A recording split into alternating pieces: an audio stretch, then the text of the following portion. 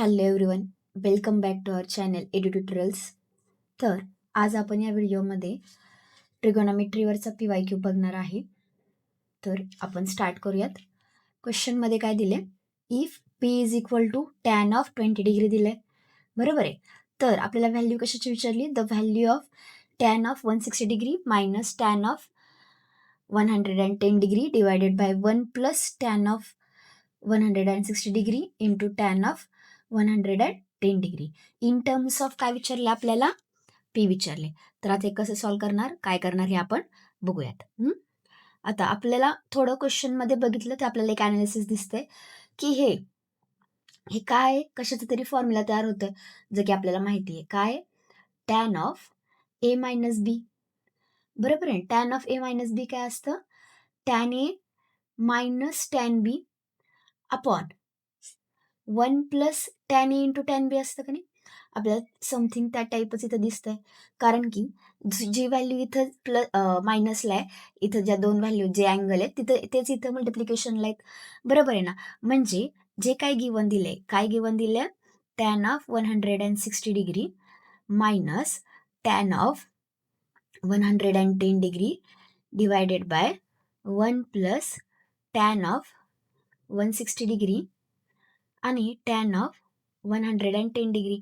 ह्याच्या जागी मी असं लिहू शकते का? कंपाऊंड अँगलचा फॉर्म्युला तयार होतं 160 मायनस 110 डिग्री असं तयार होतंय, बरोबर आहे ना. म्हणजेच 160 मायनस 110 म्हणजे मी ह्याला टॅन 50 लिहू का? बरोबर आहे. 160 वजा 110 किती झाले? 50 डिग्री. पण आता आपल्याला जे गिवन दिलंय ते काय दिलंय? टॅन 20 दिलंय आणि 50 आणि 20चं काही मल्टिपल वगैरे नाही आहेत. पण मी आता अलाइड अँगलचा यूज करते. मी आता ह्याला असं लिहू का? Tan of 90 degree minus 40 degree होईल ना, टॅन 50 डिग्री.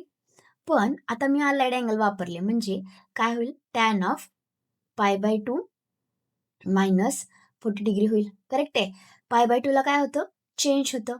म्हणजे कॉट 40 डिग्री होईल. आणि फर्स्ट ऑर्डरमध्ये सगळे पॉझिटिव्ह, त्याच्यामुळे पॉझिटिव्ह राहील. म्हणजे इथं मी असं लिहू का? 1 अपॉन टॅन ऑफ 40 डिग्री. अजूनही 20मध्ये येत नाही, तर आता मी ह्याला अजून असं सिम्प्लिफाय करू शकते. 1 upon tan of 2 into 20 degree करू शकते. आलं का नाही आपलं? म्हणजे इथं आपण टॅन टू थिटाचा फॉर्म्युला वापरू शकतो, जो की किती असतो? 2 tan theta upon 1 minus tan square theta असतो. करेक्ट आहे. म्हणजे आता मी इथे लिहू का? 1 upon 2 tan of 20 degree divided by 1 minus tan square of 20 degree. Correct आहे. म्हणजे किती राहील?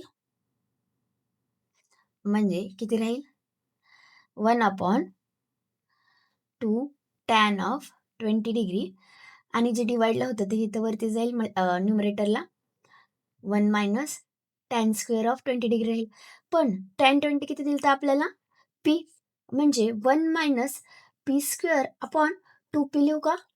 करेक्ट आहे. कारण आपल्याला त्याच फॉर्ममध्ये लिहिलेलं होतं. पी आपल्याला गिवन दिला होता.